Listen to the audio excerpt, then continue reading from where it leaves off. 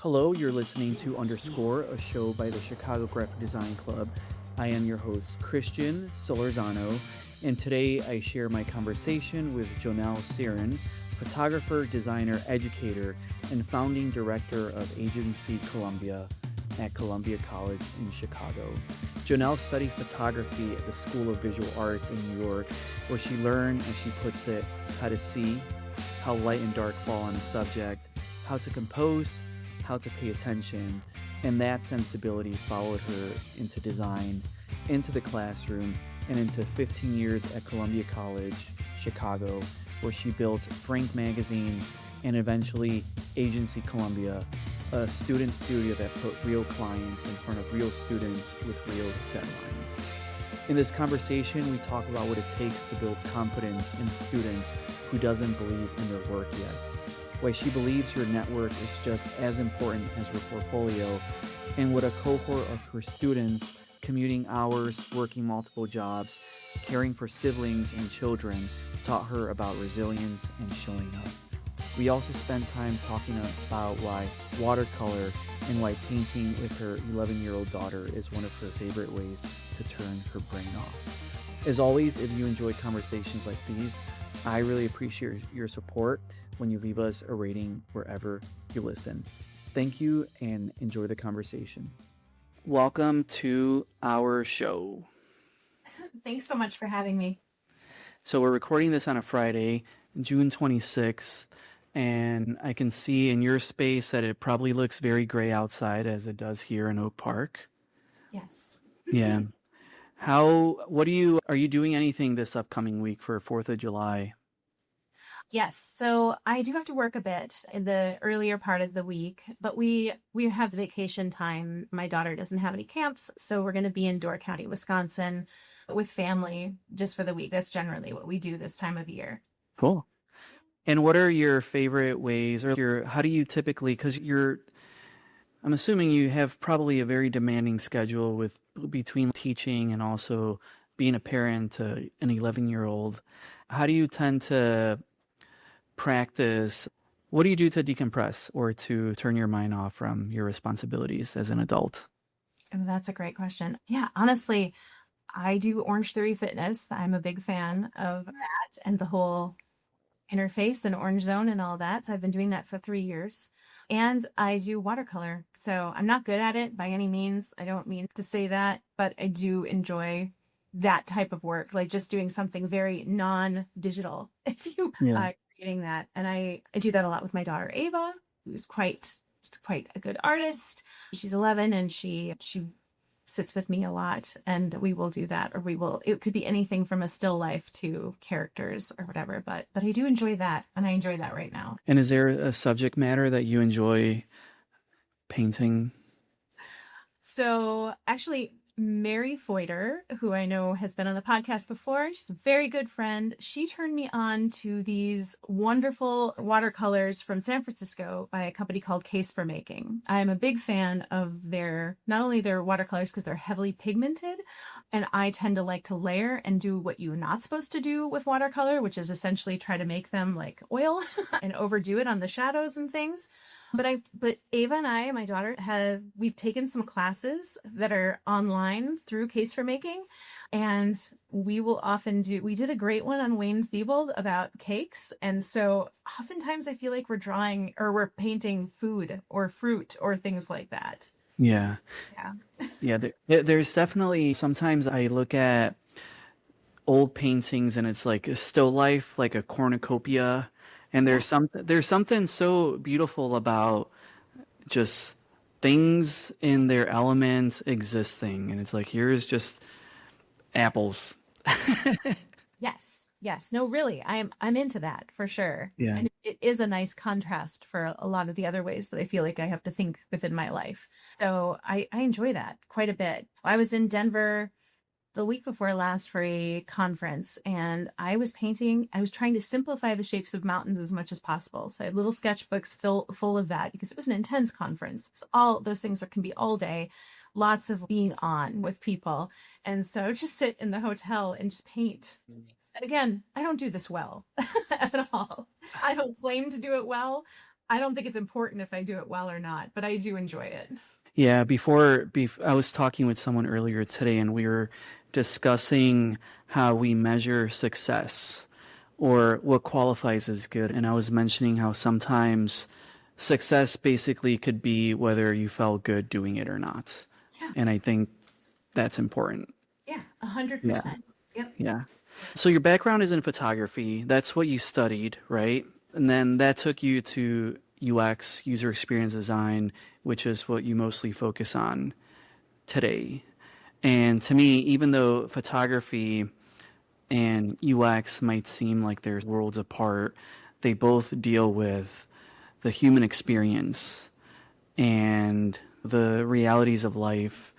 And I want to know how that shift from photography to UX came to be. Okay. So there's a few facets of my life. So it's not even just solely UX right now. I'm at Northwestern is all about industry strategies and all about working with external kind of companies, employers or whatnot that want to hire engineering and design students. And that comes in a variety of ways, but I'll kind of get to that in just a second. I would say early on for me, like I didn't grow up with a lot of examples of what an artist career would look like. Like I can't point to that as like a kid, but there were some pivotal moments for sure where I liked to draw, and I particularly liked to pay attention to where light and dark would fall on something, and would happen through shading. Now, my parents sent me to a high school that was not the local high school, and part of that was because it had a really great art program. That's actually in high school is where I met David. So we were in high school together in the same art program. His aunt Pat Frederick is actually my art teacher. It was an amazing program, and honestly, it was teachers like that who there were a couple of things that I would say of note that teachers in high school highlighted or sent me on a path for. And I would say the first one is that Pat and Kathy Burnett, another teacher, they taught us how to see things differently, how to see mapping in objects, how light and dark falls, right? But then also taught us how to play the game of how to go to art school, how to prepare portfolios, how to talk about your work, present it. And without any of that, I wouldn't have applied to all the different art schools I did, and I wouldn't have ended up in SVA in New York studying photography. So, during my time, like studying in school, I was not so interested in commercial photography work, to be totally honest. And I've spent more time doing documentary work on family members, dramatic lighting, things that appeal to me again with that light and dark. I particularly like black and white. And so that's what I was doing. And at the same time, I would take classes within design. Those were electives for me. First job was to work at an art gallery in New York, and they had me creating promotional things like designing work, like marrying photography and design together because it was a photography gallery. And those were the building blocks that kind of set me off on a lot of things. By the time I graduated from college, it was living in New York. My last year started off the semester or the school year was September 11th. It's a big blow to be a young creative about to graduate and in an environment like that with all of that going on. So really, it did turn me towards leaving New York too, not trying to stay. Yeah. And my first job out of school back in Wisconsin was to teach kids how to draw for after-school art programs. I did that through park and rec departments, after-school programs, camps in the summer, and I did that for a number of years. So it was kids, toddlers, all the way through high school, and then I also did some adult drawing classes at the library too that I would teach. But that's where this sort of interest in teaching came about, really was just opportunity after I graduated and a certain amount of skills in maybe drawing, painting, and then photography. I would teach photography as well. But at the same time, anything that I've ever done interactively in web, for the most part, up until doing a master's degree, I had learned all on my own. So if you remember Classroom in a Book from Adobe, or even as there was more like Skillshare when that came out, those really, it was just being able to adapt and teach skills to further what I wanted to do. That relationship to UX really comes down to how I was simultaneously teaching. So So I worked for Columbia College Chicago for 15 years, and I've been just about everything you could be there. I was an admin staff who was hired to design all of the promotion materials for the photo department. This was everything. It was a lot of publication too. Could be artist publications. It was publications for catalogs for exhibitions, for different events and initiatives we did, running the social media, the website, things on that order. And during that time, I got the opportunity to teach a web class at Columbia as an adjunct, but that class was primarily taken by photographers who really didn't want anything to do with HTML and CSS. And it was a hard class for them. And my approach really was, okay, this group of students just sees things differently. How can I communicate the complexities of this to them? How can I teach them to see it differently? And I would start to adapt things like I would have them doing a box model and pages of a hamburger to explain how the divs stacked and their relationship to CSS was together, to break down how it actually visually comes together. And I would start to make it more approachable.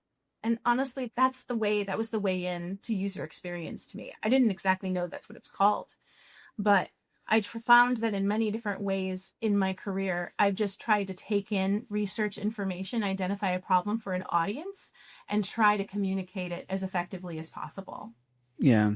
And with someone that went to art school in a relatively young age, what were some of the things that you spent most time thinking about, or even taking that class where you were being trained on how to see?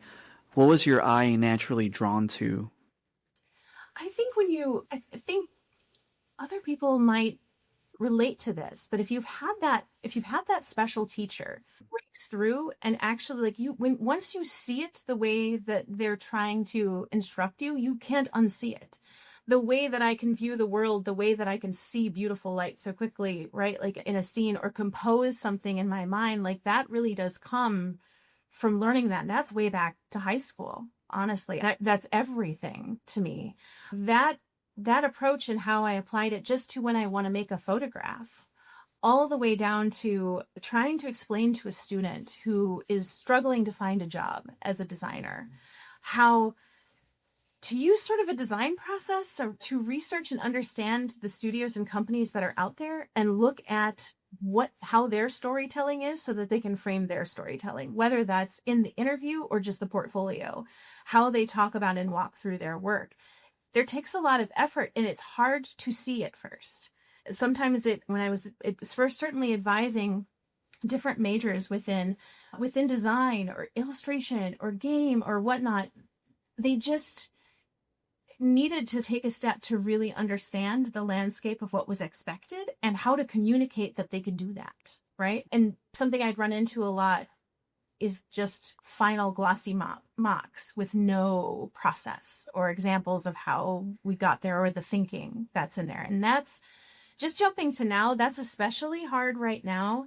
AI has flattened so much of what happens in applications. This is part of the problem with the market, with the job market too, especially for entry level.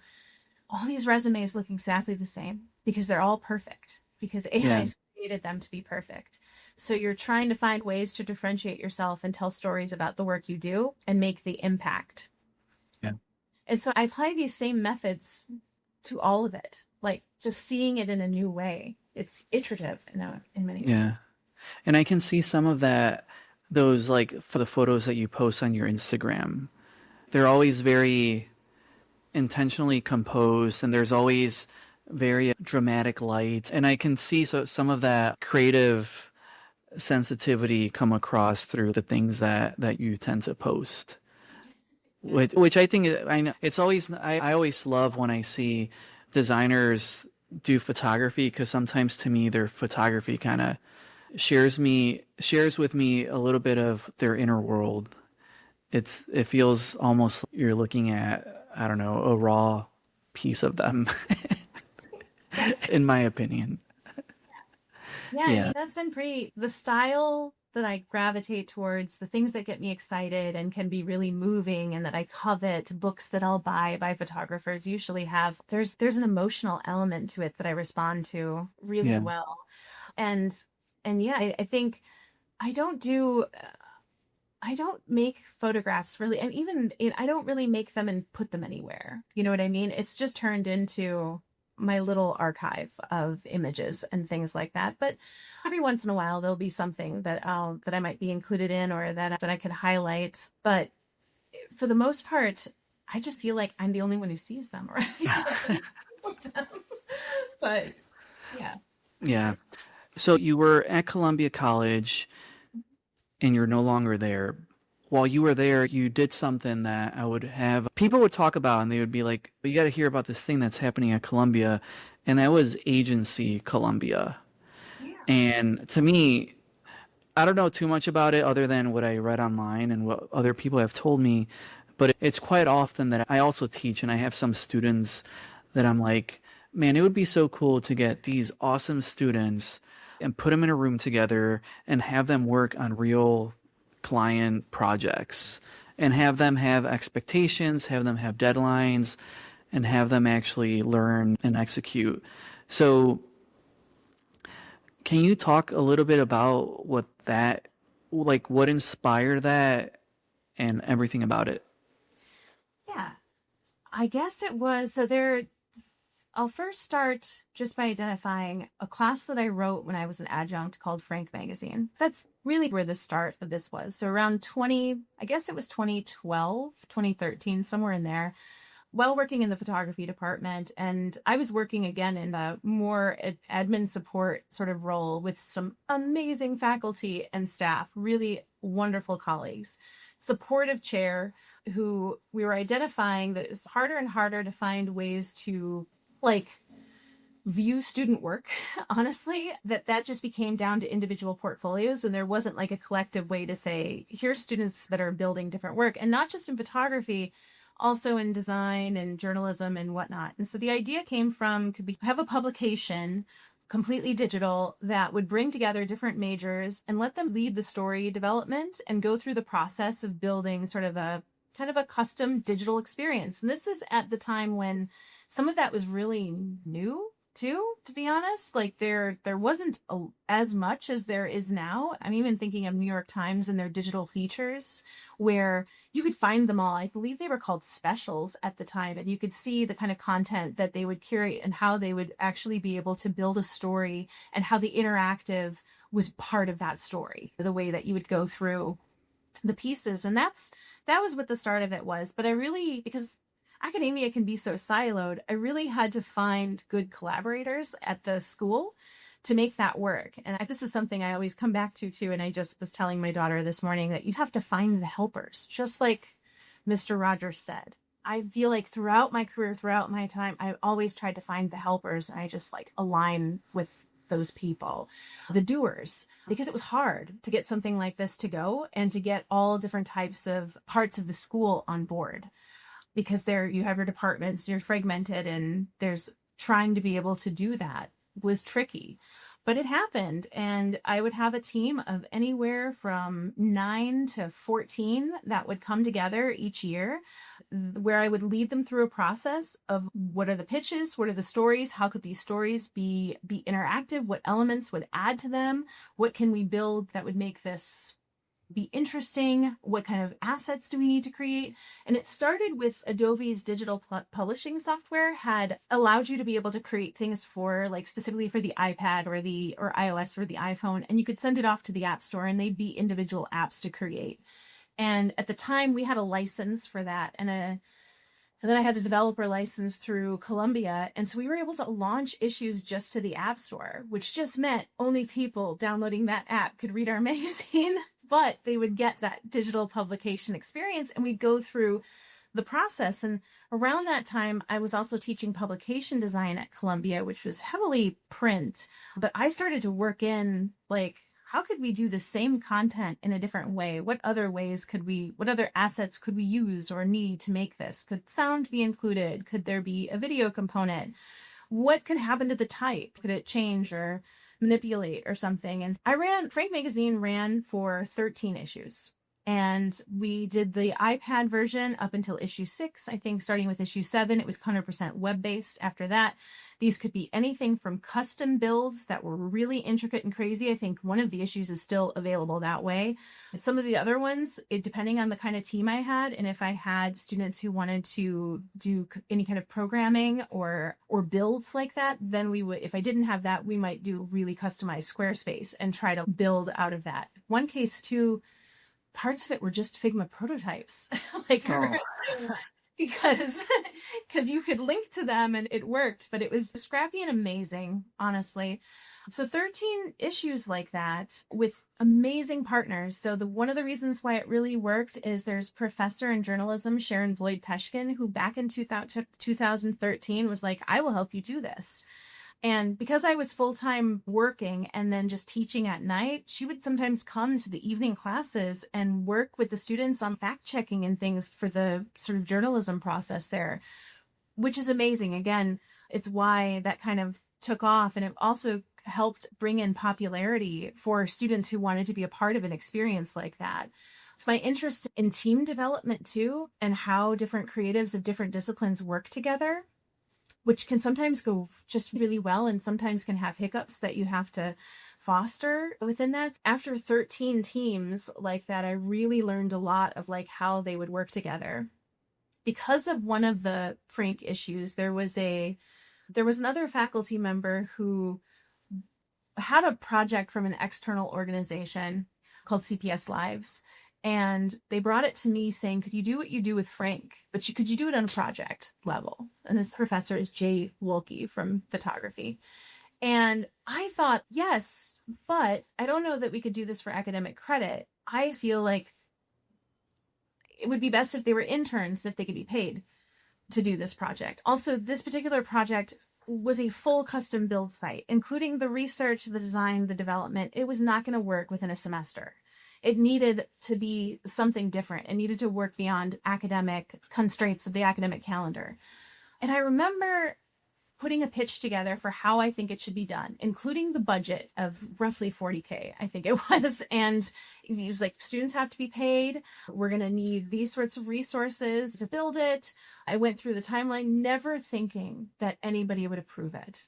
Ever. I remember the day that I gave the presentation saying to a colleague, I'm going to go and do this, but I don't think it'll go anywhere or something to that effect. And it got greenlit in the meeting. And that experience took, I think, 10 months to do from start to finish.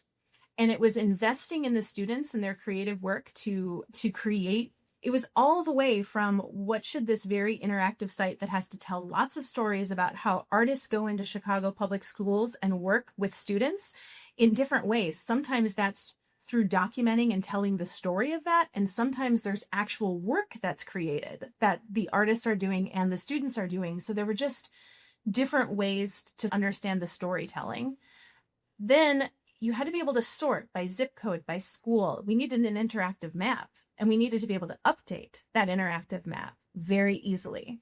So again, finding sort of the helpers at Columbia to make this work was what set it off, because I was able to find sort of the students with faculty partners, and we ran this thing for 10 months. It's a great site, still used today. And the students were all paid for the experience. And that was one of the first times where, that was around 2018, I believe. That was one of the first times where I thought, there's something to the way that this has been done. It's also around that time that I wanted to get a master's degree, because I just had a BFA at that point. And I went for a master's in UX UI.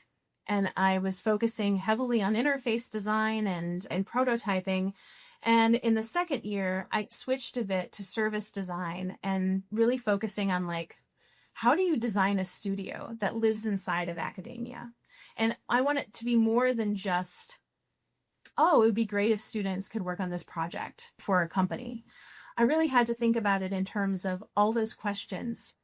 The students that do the work, the mentors, the professional staff around it, who those industry partners and clients are, who the community collaborators might be, how prospective students would view this, how those case studies are shared. What about how students are paid through student employment, right? How does that work exactly? How does internship credit work where it's applied. The finance, the hiring system, the onboarding. In my model that it ended up being the thesis work of my master's degree was all about this. And in my model, I was like, we need more opportunities, more experiential learning opportunities in the school, like available to students. Some of the models that I looked at where this was done at other schools, they would have a studio where they would hire on maybe 6 students, and those students would stay potentially for 2 years, the same students working on a variety of projects. I can understand the appeal to that. You onboard and you allow for like growth and change. They work on different things all the time. But I wanted to provide as many projects and opportunities as possible. So the model that I went with was there would be a very meticulous onboarding process. You'd be onboarded to a project and the client, and you'd have your timeline. And when the project was done, the work was done and the time in the agency was done. And so it could be a 3-week project and it could be a 6-month project. It was able to run off of an academic timeline. Student employment, how students are hired and what they're able to do for hours during the year and hours during the summer, that's all part of it as well. And then it's how projects are pitched, how the budget is created, proposals for different companies. So those were the pieces that I was looking at on the service design side as well, just how all of these different factors and stakeholders work together. But around, I think after I had done CPS Lives, I did try to pitch right before the pandemic an idea of a studio. And I had some advocates that were chairs from different departments. I had the chair of fashion, the chair of photo, the chair of design, and the chair of interactive arts and media, all saying we would get behind this. But it needed sort of provost blessing to happen. It needs resources, right? So it took some time. And in that time, I moved into some other positions. So I had been an internship and career advisor for design and photography and interactive arts and fine arts for 5 years. And then I moved into a leadership role running industry relations for Columbia. And so now it was all majors that I was looking at, which really gave me a good landscape into not just the areas that I was most familiar with, but also our cinema majors, social media marketing, like looking at how those opportunities come for those students. I was in that master's degree working on that service design project, which ended up giving me a lot of assets and materials to tell stories about how I thought this could work, specifically at Columbia, and then knowing all these entities as well as I did about how they could work together. Again, with those advocates, it kind of laid stagnant for a little while. There was a proposal that was laying around and I wondered how this could take off. And then there was a point there where I applied for it and was appointed a assistant professor position. And that was leading the UX UI program. And with that came the capstone classes where students worked with clients. And that brought some multiple disciplines together to work on different projects. And because of my kind of background working with industry and industry partners, my first client that I brought in for the students was NASCAR. And so the NASCAR Chicago street race. So I had a class of 20 that was made up of graphic design, UX UI design. I had illustration and game art, and I had computer programming in there as well. And the students pitched to the NASCAR Chicago team that they wanted to make 3 things for them. They wanted to create interactive games to do between races. So one of them was a timed reaction game to see if you're faster than a driver to screen. One of them was trivia. And the other one was a publication. So it was a kind of coloring activity book that was given at the Kids Zone. So 60,000 of those were printed. And the team divided up in 3 teams. And in 15 weeks, they made all that happen. It was a crazy semester, and to lead 3 kind of things like that happening, but every one of them was beautiful and polished. They did an exceptional job, and it was hard work for sure. But that experience with the client and the sort of publicity that we got with that, and plus like our whole team was invited to the street race, and students got to see the public actually interacting with their work in a way that is rare, especially that Kids Zone, every kid sitting there. The activities were great and they were completely custom by this group. And then the interactive components just, they worked. They were fun. They did the right amount of research, and they were the right experience for that type of event. I am so proud. Such amazing students there. But that right after the NASCAR thing happened is when somebody in the administration had identified, hey, you wanted to do this agency. Let's see what we can do to try to take it off. And so that's where it started. And we got it to the point where we had 3 or 4 projects running. There are a lot of factors here that I would have to identify. When you're on a full-time teaching load, you end up with a course release to be able to run projects. It's an intense amount of work to get this off and running. At the same time, running projects, also trying to win projects and communicate and do the new business side. Those were things that I was in the midst of, and I still incredibly proud of how the agency was built initially, and it's still running today to my knowledge.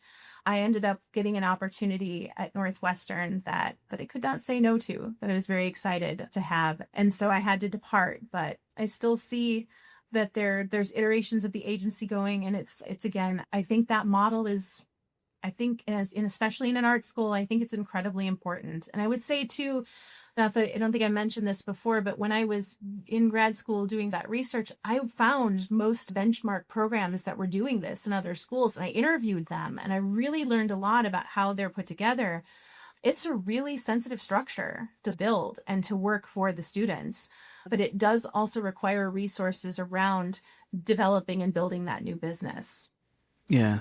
That seems like such a genius idea, and I'm surprised that I haven't seen other institutions, at least design programs in the Chicago area, adopt something like that. Because I do feel like there's something so empowering about just offering students the opportunity to actually get real exposure to real clients in real. There's something so rich about that I just, why isn't that a prerequisite across design programs? I teach at DePaul, and that doesn't exist, at least to my awareness. So I think that there is a lab there. I can't remember what it is. Oh, there is a lab. There's the IRL, the Idea Realization Lab. Yeah. But there's not really, at least from what I'm exposed to, I have not seen a direct correlation with graphic design students in particular having sort of an outlet for real client projects. So yeah, I might, in the future, I might want to get more information, because I think this would be a nice kind of model to maybe start introducing. At Columbia, they did provide us an amazing space that wasn't being utilized on campus in the 600 building. And one of the last things that I really got to do at my time there is work with this wonderful student, Naya Morgan, a graphic designer. We looked at that space and tried to make it as inviting and interesting, thinking about how prospective students might come to Columbia and think, oh, maybe I could work in the agency. Or really, I wanted to think likely I will work in the agency, because I wanted it to be enough opportunity for students. And we had to work with facilities to use phototex. I'm not sure if you're familiar, but it's essentially like a fabric that we can print on, like a fabric-like substance that's very flexible. And you can kind of wallpaper spaces with it, and with this giant printer that we have that's able to create it. And I think it took 41 inch in width panels to go around the entire room. And we created the entire thing in Figma. Oh, that's so cool. Because the reason why it worked too is because we were able to export the files from Figma, because there are plugins that you can utilize that. But we were able to show what the panels looked like in a mock, and anybody with the view link who was installing, or who else, often we trimmed almost every piece with it was like pizza cutter, rototrimmer, I think, to do it. But they're huge pieces. They're 9 feet tall in length. Just the student and I were doing this. Naya, amazing student. But we were able to communicate to others what we were doing in terms of the plan, because it had these sort of loops that went over panels, which were a nightmare to line up. Yeah. But there are pictures on I think I have some pictures I can share with you if you're interested. I'm very proud of the whole Figma thing because, again, it communicated to those who had no idea. They just were like, how do the panels go up? What this was supposed to look like in such an effective way. That's so cool. Yeah, that should be like a Figma case study for them. It's like, this is what we also enable. Yes, it really saw you can do these things in Illustrator, of course. You can set up those panels, but you can't have them all lined up next to each other on the artboard and then have all these other elements in there and just have somebody follow a link and spin it up. Yeah, that's so cool. So in your experience, what do you find to be the most necessary ingredients that help generate the best out of people, the best collaboration, their best creativity? How do you manifest that, especially with younger students, younger people that maybe sometimes lack the confidence to? Oh, that's good. That's a good question. Like, how would I advise students? Yeah, like what do you find, what have you found in your experience, the things that need to be in place to make sure that everyone feels supported, encouraged, and capable of doing their best work? I think sometimes where students, but in particular, feel intimidated by what to do next is just lack of context. They don't know what they don't know. And this kind of goes back to this idea of trying to show them or help them see it. So I think a lot of my method with this was to try as much enthusiasm as possible to say to a student, where do you see yourself or where do you want to be? What could this be for you? And then follow in, like, that's following a design process, right? I think that's pretty similar. So it's the idea of having the empathy to understand, like, where do you fit? Like, where does this, if it's wanting to be at a particular place or a job, really understanding it and really conducting that research into defining a point of view around it. Because all of the materials you create, all of the things that you're trying to build, that's prototypes, right? Those are artifacts that you're creating in response to something. And I apply what you're asking here. I keep thinking of helping students understand how to get a job and how to get a job doing something they love and how to understand that it is more than just you are hired to do a thing, but you are part of a team and part of a culture and part of a company and what those things mean and how you can get a glimpse of that through research and then a point of view of where you fit in and what your materials might look like. And then the other thing is it's through demonstration. So it's instructing somebody how to conduct that research and what that can look like. I don't know if this part answers that question as much, but it just made me think of something I think is incredibly important. And that is, like, you spend time in school and you're learning skills and you're applying them to your projects and your portfolios. Even if you have experiential learning and team-based opportunities, project-based things that you're doing, that's all getting built and you're building up, again, that point of view in your portfolio. And then you'll have a resume and you'll have a cover letter and you'll have a strategy for you're going to apply for different companies. But the thing that I think is really hard that doesn't get talked about enough is you have to also be building those materials, but then also building your relationships. So almost every job that I've ever had was connected to somebody who knew more about me than just what was on a resume and a paper, right? It could have been a referral.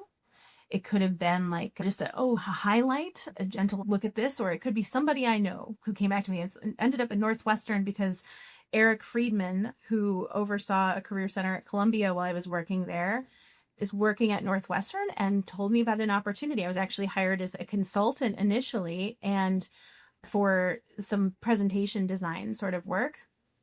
And really, I became aware of an opportunity and then really thought about how that would fit into what I was doing. And I think that relationship building, that work on your network is incredibly important. And I was, even with students that I'm just getting to know within the engineering design world at Northwestern, I found myself in a similar kind of dialogue with them. You have to get out there. You have to attend events like what Chicago Graphic Design Club is putting on and looking at what IXDA or AIGA, you have to be present in your field. There's something else called the Delivery Fellowship for product designers that I've highlighted to students. Go to these events, meet people. Honestly, they end up being your colleagues in the future, and it's your network, it's your community. And it is hard, especially for people who this kind of networking can be really scary to them. So I feel like it is partly my job to help to bridge that, providing opportunities while they're students to build that through these collaborative, cross-disciplined projects that they can do, right? You don't necessarily work in your silo when you go out into the world, right? You work with a lot of different types of people and different types of creatives or just workers, right? So understanding that. And it takes a bit to get it, but I think I've had many conversations with students where they're like, that absolutely helped, because it's true. Yeah. You have to build relationships just like you have to build your materials. Yeah. It is difficult though. I remember when I was younger, I didn't have to force myself, but it was definitely awkward to go to design events by myself, where I was the youngest person there and everyone knew they were so advanced and I'm just there with nothing really to share. But I think there's this thing that you have to believe that you're just going to absorb. You're just there to absorb and take in and just trust that something good will come out of it. Nothing bad can come out of you just showing up and listening. And I've been trying, I tell my students, and I think they get it, and I find it helpful to share with them that I'm also not a networker, but I've somehow managed to figure it out somehow. But it's interesting because I think I don't know if you share this with your students, but I think there's something to be said about whatever. Sometimes I think young people get a little bit insecure about things, whether it's maybe they don't know something or they might feel a little awkward. But I think leaning into that and owning it kind of can be beneficial sometimes.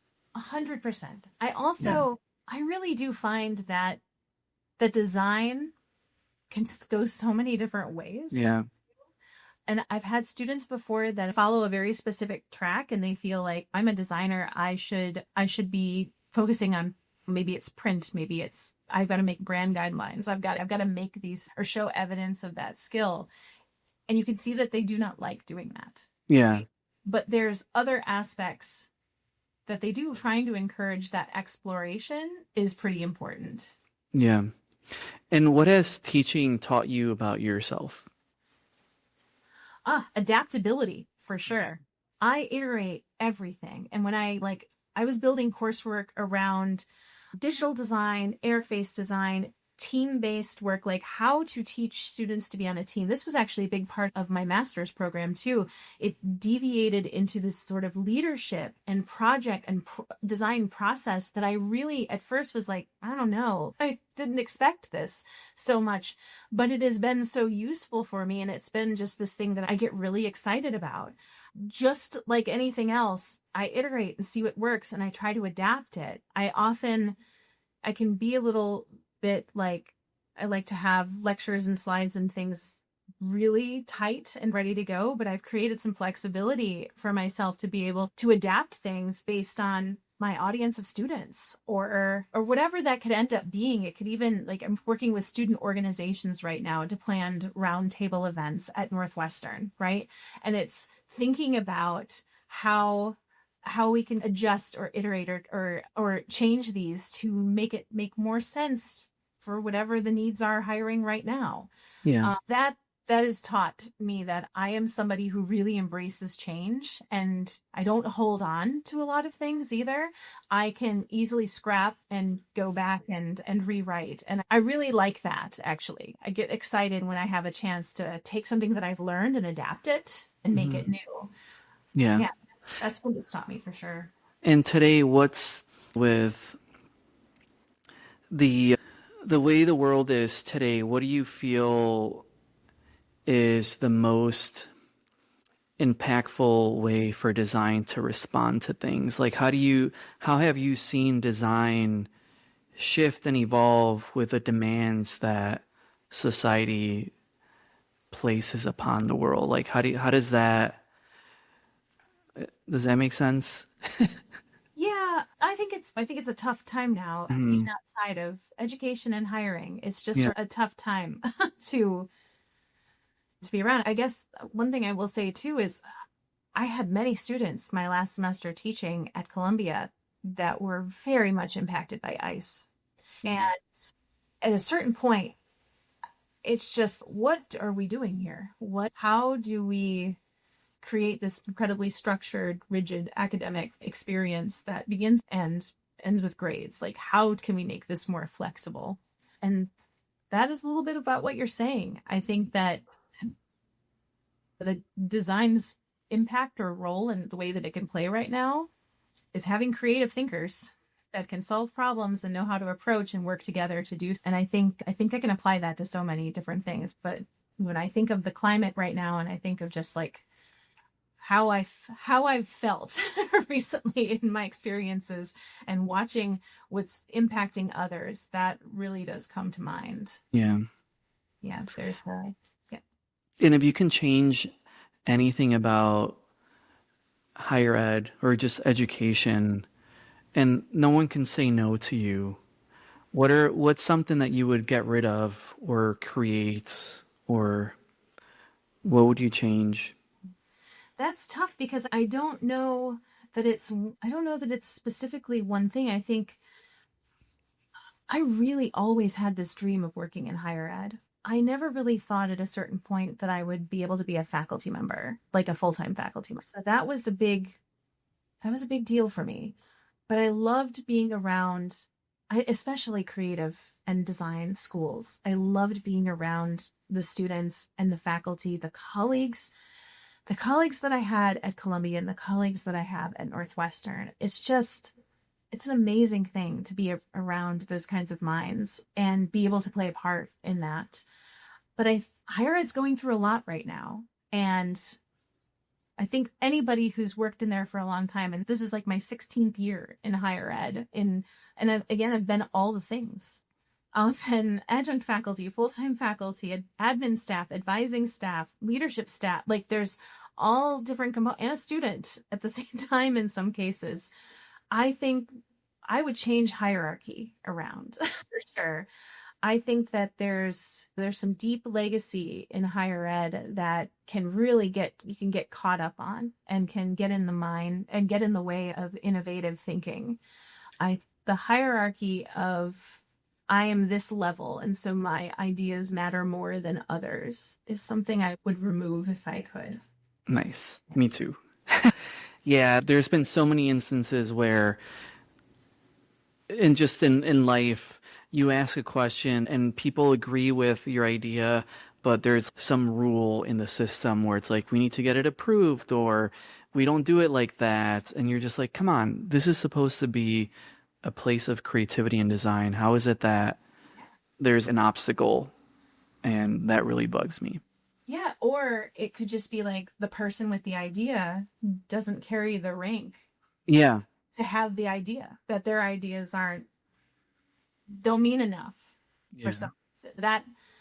some. It's a harsh reality, but it's very true in Yeah. academia. Yeah. And what are some of the things that your students teach you? Yeah. Resilience. I think it's a good opportunity to say that in any environment, you can run into apathy, right? You can run into apathy from colleagues. You can run into apathy from students who are just like, for whatever's going on in my life, I just can't be invested in this. And particularly, I had an amazing cohort at Columbia that graduated in like May of 2025 and then December of 2025 as well. There was a group over that. And they were a combination of programming, interaction, UX, UI design majors, and graphic designers, like this group. And they really just showed up for everything. And these were students that had all kinds of things going on, commuting from hours and hours away, where they had to stack all of their classes on certain days just to be able to get through school. They had siblings they had to take care of, or children themselves living far away and doing that. Full-time jobs, multiple jobs in many cases, and still showed up, did the work, and were genuinely enthusiastic to be there. And without even knowing it, they built this little community for themselves, and they really taught me resilience. And honestly, they're so prepared, I feel like, for the world. I believe each and every one of them should have the most amazing jobs. I hope for that, as many of them are still trying to figure out what's going on in the market. But that was an incredibly bright spot of my time, full-time teaching, was just those who were like, you know what?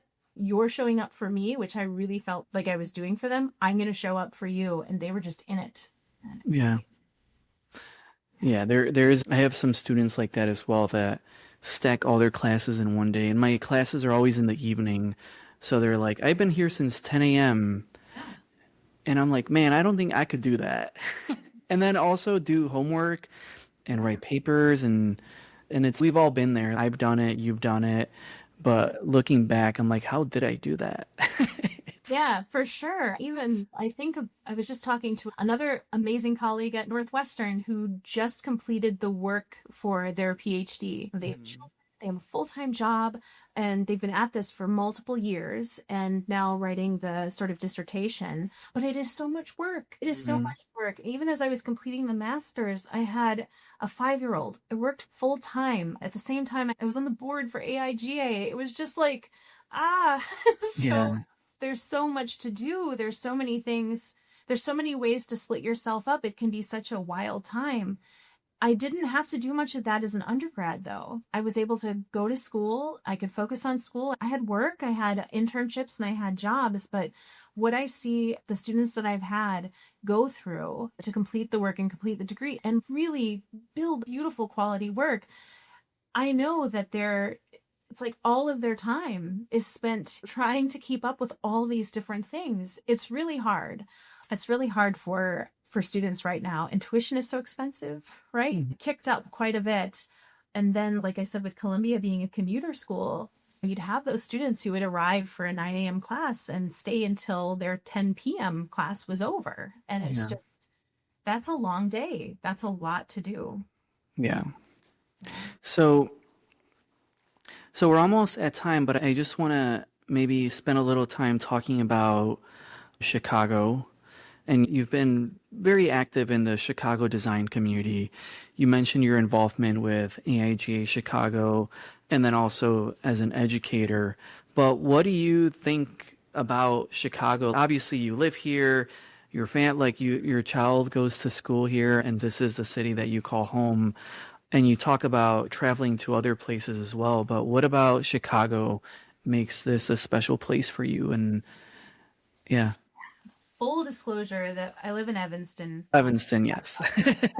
But I do feel like it's kind of soft burbs. I do. I think it's like, I know people say that about Oak Park too. I live in Oak Park, and people say the same thing about Oak Park. But yeah, let's see. Been living in Chicago for 22 years. I consider this still here, even though I was there every single day and immersed in the South Loop. Now, I have to say, just for the last 6 months, living in Evanston and working at Northwestern, it's a whole different world. That commute isn't there. But so I love this city. I think we have, and one of the things that I would mention too, that I really miss about working at Columbia every day is I miss the South Loop, even its grittiness, even things that I would complain about often, like there's a grit to it. But what a beautiful part of the city. And we're near the Wabash Arts Corridor with all the murals and things. And a colleague from illustration, Sherry Carlton, had done the giant bunny on the side of the Columbia building. And there's just all this amazing work there that I loved being around. So I love the city. I lived in the West Loop for 10 years. Very big fan of the sort of the Loop area and living in urban environments. I was a New Yorker for a while, and I love New York City, but there's just something so lovely about Chicago and its community and its people. I also think this is an incredibly warm design community, which you yourself are a large part of, and the programming and things that you put on are incredibly impactful. For me, just even the time with AIGA Chicago and the people that I've met and grown to know, like Kelly Kanaga and Valerie Craig and Mary Foyter, these are still people that I hang out quite a bit. We go on fancy trips together and whatnot, but those were all relationships that were built during my time on the board. and I was VP of education. So a lot of the portfolio reviews and education events, we had a portfolio or a toolkit about, what is it, like building materials for applications focused on careers and design. But I've learned so much from those people, and so much from just the community that there is here within the design world. So it means a lot to me. And I also think that students that are in art school and in design school and in engineering and design school that are in Chicago have so much available to them in terms of that community, and that it's there to take advantage of and keep. Yeah. So as you look into the future, what are the things that give you the most hope? Most hope. There's so much changing in the tools that we use, in the way that we use them, in the way that work is created. I will go back to something that bothers me, which is because of AI and AI's depiction in photography and even illustration, things are a bit murky there right now. And I showed a picture that what was it? It was David LaChapelle, a photograph that David LaChapelle took. And my daughter was like, that's AI. Anything that looks in any way surreal or incredibly tight and professional, anything that almost looks perfect, that's AI. That's really sad. She looked at an Annie Leibovitz photograph and said the same thing. And I was like, oh, wow, we've got a real problem here. These are things that hurt me quite a bit to think that are happening. And we have to figure out a way around this just as a society too. But the way that it's impacting how creatives get work, that's a problem. I do feel like things are shifting or turning, and that our creatives and those in this future generation are adapting and are finding sort of a way forward, like we always do. And so that's something that sort of gives me hope, is just the way that we're meeting some of these challenges and the things that I'm seeing it's a great thing. Yeah. Do you find that your students are they reluctant to use AI, or are they all for it? It's a mix. I've got to say, it's certainly when it really started, when you started to notice like, oh my God, every assignment that's getting turned in that maybe was more written assignments. Yeah. Everything is, I didn't write this. That was really hard, because you're spending a lot of time giving feedback on the computer's iteration. I find that not so much maybe in the creative work, or it's becoming more effectively used in some sort of creative work. Some of these tools are aiding in a way that doesn't bother me at all. I think part of it is maybe our job in education right now too, is to be able to instruct how to correctly use some of these things, and also understand the implications of utilizing it. Yeah. And how that is done, because it can be incredibly harmful if you're sampling work and churning that out. I think that is the part that is so concerning to me. My daughter, I would say, is following a line of illustration. She loves graphic novels. She loves to draw characters. She is very good in what she creates. And I think about the future of that career path. And I do hope I hope that the evolution here is in favor of unique illustrative talent, if you will. Yeah. Yeah. I feel, for the most part, pretty hopeful, or maybe it's just my algorithm telling me that, but Could be.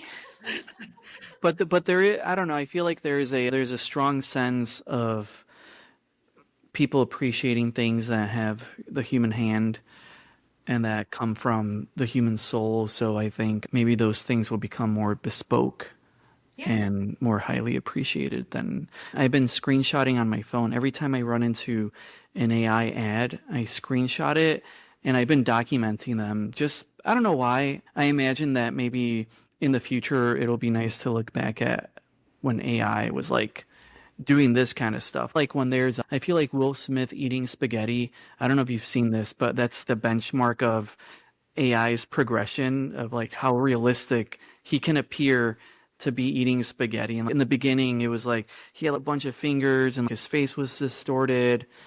And now you can see his pores and you can see every noodle go into his mouth. Oh my gosh. No, I'll have to look at this. So it's been interesting to just see how the tools evolve. And I was speaking earlier at a conversation with someone, and we were discussing the same phenomenon of producing things that kind of all relatively look the same. But a lot of that work that it's producing, it's just based off work that we've considered to be successful, where it's like headline will always go here, call to action on the bottom right. And we're trained to follow this formula of how the eye scans something. And I hope that the good that comes out of AI is that it makes us question why. Why do we need a subhead, for instance? Yeah, no, that's an incredible point. Yeah. Yeah, and also when everything starts to look the same and somebody makes it different, then all of a sudden things shift. Right? Yeah. Oh, I actually was seeing something new here. Yeah. And my eyes working a little harder to understand this, and I like that. And that can be effective too. Yeah. It's almost like we're racing with AI and it catches up to us and then we got to go a different path. Yeah, Yeah. So for sure. For sure. beautiful. I want to say this conversation flew by. I can't believe it's already been an hour. But I want to thank you so much again for taking the time to chat with us. And I definitely do want to maybe in the future learn a little bit more about this agency academia model, because I think that there's something there that could be really valuable for emerging designers to be a part of. Yeah.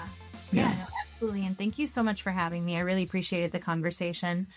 Thank you.